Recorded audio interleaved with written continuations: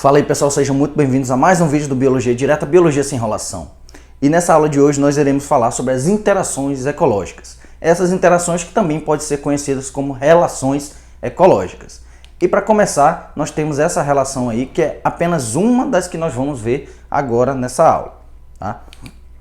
Para poder a gente entender as interações ecológicas, é importante que você saiba que existem dois conceitos principais.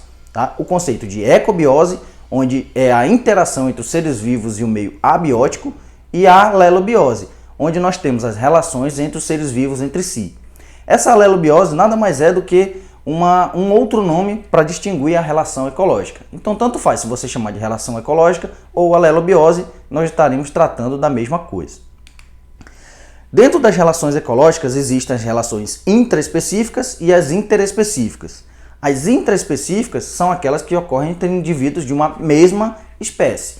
E as relações interespecíficas são relações entre indivíduos de distintas espécies ou de espécies diferentes. Tá? Vamos agora falar sobre as relações ecológicas intraespecíficas. É importante salientar que dentro das relações ecológicas, além de existir as relações intraespecíficas e as interespecíficas, nós também temos relações harmônicas, que são aquelas relações que vão trazer benefício para as duas espécies, ou as relações desarmônicas, que no caso pelo menos uma das duas espécies vai sair prejudicada nessa relação, conforme a gente vai ver aqui. Existe também uma simbologia utilizada para a gente detectar se é uma relação positiva ou negativa, se ela é harmônica ou desarmônica. Então, no caso, quando nós utilizamos o símbolo positivo, significa que o indivíduo leva vantagem nessa relação. O símbolo negativo é prejuízo, e quando você vê o zero, indica que não tem nenhum prejuízo, nenhuma vantagem, ou seja, é neutro nessa relação. E a primeira relação que nós iremos ver é uma relação intraespecífica do tipo harmônica. Essa relação é a colônia. A colônia, conforme a gente vê aí, ela é mais, né? Que significa dizer que é uma relação benéfica para ambos os organismos que estão participando dessa relação. Nessa relação ela tem uma característica onde os indivíduos estão anatomicamente ligados e eles ainda podem ou não exercer funções diferentes.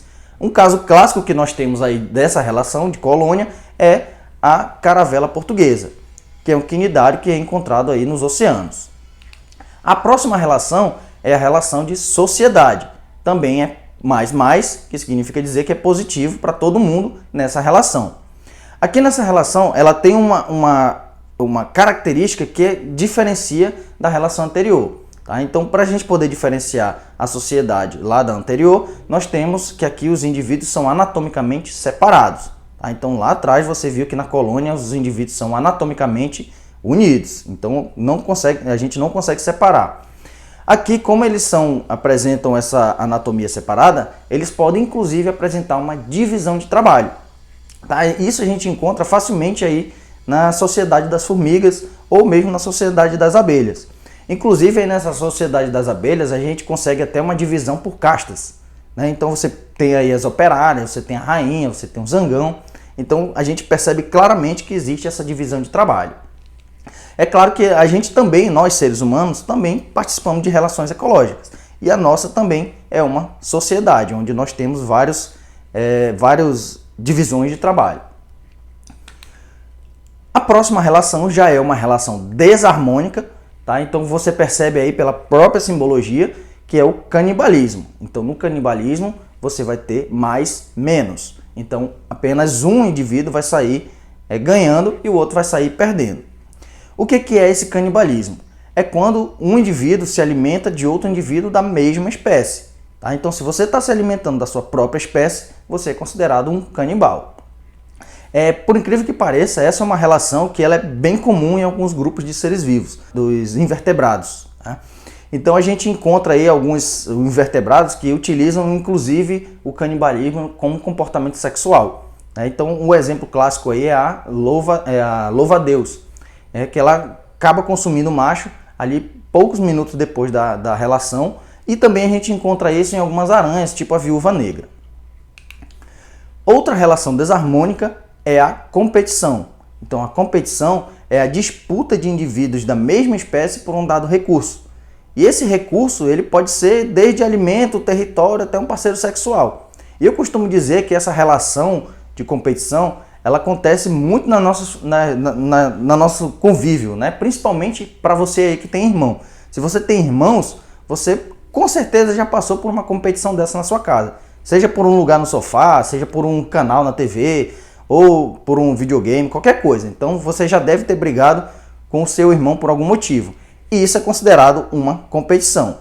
Agora perceba que a simbologia da competição ela é menos. Aí você deve estar perguntando, professor, mas numa competição, pelo menos um vai sair vencedor. Um vai sair vencedor. Mas esse vencedor ele vai ter um gasto de energia muito grande para poder vencer essa competição. Tá? E muitas das vezes ele pode até ganhar, mas ele pode sair ferido também. Então, numa competição sempre vai ser negativa para ambos participantes. Então aqui eu coloquei para vocês mais um esqueminha para a gente ter todas as relações ecológicas intraespecíficas. Agora falando de relações interespecíficas, nós vamos ter as harmônicas entre espécies diferentes. A primeira delas é o mutualismo. Presta atenção nesse nome, mutualismo. Então quando a gente fala mutualismo, você logo tem que associar a uma relação mútua entre dois indivíduos. Tá? Então quando você tem essa associação mútua e obrigatória, você tem o mutualismo, que pela simbologia é mais, ou seja, é benéfica para todo mundo. Agora, quando a gente fala que ela é uma relação obrigatória, a gente quer dizer que um desses organismos ele não consegue viver sem o outro. Então, por mais que eles são de espécies distintas, um não consegue viver sem o outro. Então, a gente tem um exemplo aí dos bovinos, ou dos ruminantes, e das bactérias que vivem aí no estômago deles. Né? A gente sabe que esses animais, eles, apesar de se alimentarem de vegetais, eles não conseguem digerir a celulose. Então, quem vai fazer essa digestão são essas bactérias que encontram-se lá dentro do estômago deles. Tá? Então, professor, qual que é a relação aí? Então, se o boi está oferecendo alimento e uma casa para essa bactéria viver, essa bactéria, em contrapartida, vai quebrar essa celulose e fornecer nutrientes para esses animais. Tá? Então, uma relação mútua. Se você tira essa bactéria, esse boi já não vai conseguir fazer essa digestão e vice-versa. A próxima relação é a protocooperação, tá? Que também é simbologia mais. Também é uma associação mútua, mas ela não é obrigatória. Então, diferente da anterior, essa aqui ela já não é obrigatória. Mas é claro que se ela acontecer, ela vai se tornar muito mais vantajosa para ambas as espécies. Tá? O exemplo que nós temos aí do jacaré e o pássaro paliteiro ou pássaro palito. Então, se você observar aí, o jacaré não tem a intenção nenhuma de comer esse passarinho, até porque não vai dar nem para saciar a fome dele. Então, qual que é a intenção aí? O jacaré está pegando o sol, está esquentando seu corpo e fica ali de boca aberta. Ao mesmo tempo, esse passarinho vem e começa a palitar entre os dentes dele, tirando restos de comida, fazendo meio que um tratamento dentário gratuito. E ao mesmo tempo ele está pegando alimento. Então vocês estão vendo que é uma relação boa para os dois? Tanto faz, se o jacaré não tiver ali ou o passarinho, não vai fazer falta para nenhum dos dois. Mas como tem essa relação, é vantajosa para os dois. Agora é importante salientar que todas as relações mais interespecíficas, elas podem ser classificadas como mutualismo. Não esqueçam disso. A próxima relação harmônica interespecífica é o comensalismo. Aqui nesse comensalismo já apareceu o símbolozinho 0, que indica a neutralidade. Então, nessa relação de comensalismo, um indivíduo vai ser beneficiado, enquanto que o outro vai ser indiferente. Tá? Então, tanto faz ele está ali ou não. É o caso aí do tubarão com a rêmora. A rêmora é esse peixinho menor que você está vendo aí nadando próximo do tubarão. Então, qual que é a relação aqui? O tubarão, quando ele sai para caçar, quando ele está se alimentando, ele vai começar a comer aquele alimento ali e partes desse alimento vão caindo para fora da boca dele. Então essas partes que vão caindo, a rêmora vai lá e aproveita essa situação. Então para o tubarão, tanto faz. Aquele alimento já ia cair mesmo, ele já perdeu mesmo, e a rêmora está sendo positiva, porque o tubarão está indo caçar, está indo matar, mastigou ali aquele pedacinho que está caindo, ele vai lá, a rêmora vai e se aproveita disso. O outro exemplo que vocês estão vendo aí é do peixe palhaço dentro de uma anêmona do mar. A anêmona, ela tem várias espécies de espinhos aí venenosos que é prejudicial para várias espécies. Só que pela evolução, o peixe palhaço conseguiu desenvolver uma proteção contra esses espinhos aí, essas espículazinhas, e ele acaba, quando ele se sente em perigo, ele acaba entrando na anêmona. Então, para ele é uma relação positiva, que ele está se defendendo dos predadores, mas para a anêmona tanto faz se o peixe palhaço está ali ou não. Tá? Então a anêmona não se alimenta desse peixe palhaço. Tá certo? A próxima relação harmônica é o inquilinismo. Pelo próprio nome já dá para entender mais ou menos o que quer dizer o inquilinismo. Né? É onde um indivíduo obtém morada no corpo de outro. Tá? Então um indivíduo acaba se tornando inquilino do outro. Tá? Essa é uma relação positiva e zero. Tá? Então é boa para um e tanto faz para outra. No caso das plantas, nós temos aí o nome dessa relação como epifitismo. Esse epifitismo, nós temos o exemplo das bromélias e das orquídeas, que acabam, conforme você vê aí na imagem, acabam vivendo sobre outras plantas sem causar nenhum dano. Outra relação, agora, a partir daqui para frente, nós vamos ver as desarmônicas, será a predação. Tá? Então ela é positivo para um, negativo para o outro. E o que é a predação? É quando um indivíduo mata e alimenta-se de uma outra espécie. Ele é bem parecido lá com o canibalismo, né? Então, quando o canibal ele mata e consome um indivíduo da mesma espécie. Aqui na predação, você mata e consome um indivíduo de uma outra espécie, tá? Então, esse é um predador. Como exemplo aí nós temos na imagem a onça pintada predando essa jiboia.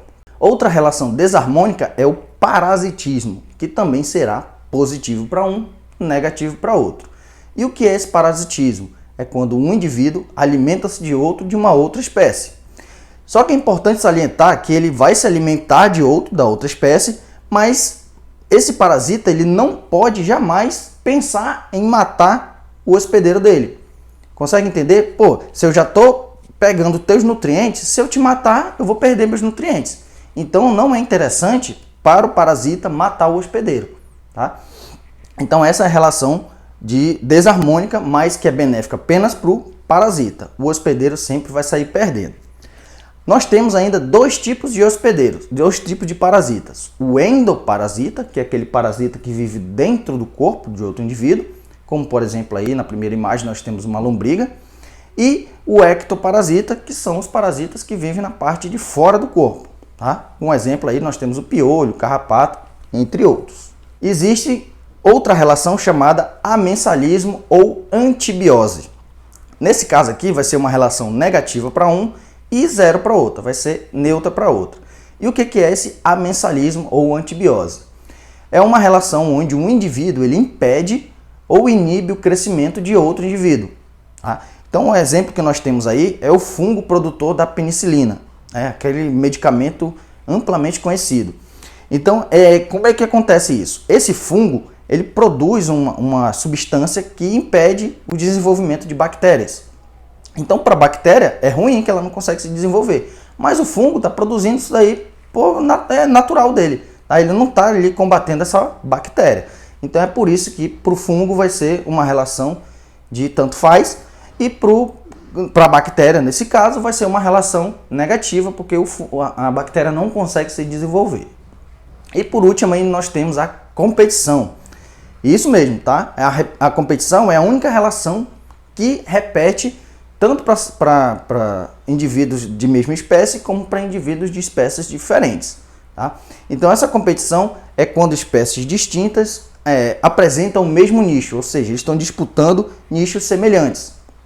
Tá? Então dentro dessa competição você também vai ter menos, ou seja, vai ser negativo sempre para os dois. Então sempre bote na cabeça, sempre que houver a competição, ela vai ser negativa para ambas as espécies, pelo mesmo motivo da questão energética, da questão do ferimento, que eu falei lá no começo da aula. Aqui também na competição surge o princípio de Gauss. Tá? Esse princípio de Gauss, em poucas palavras, é quando duas espécies estão competindo pelos mesmos recursos, mas a vencedora começa a dominar aquele local. E a outra que perde, ou ela sai desse local, ou ela tende até a ser extinta. Aqui nós temos aí todas as nossas relações ecológicas interespecíficas e a sua devida simbologia. Então, galera, se você gostou, curte o vídeo, curte o canal, bate no sino e até a próxima.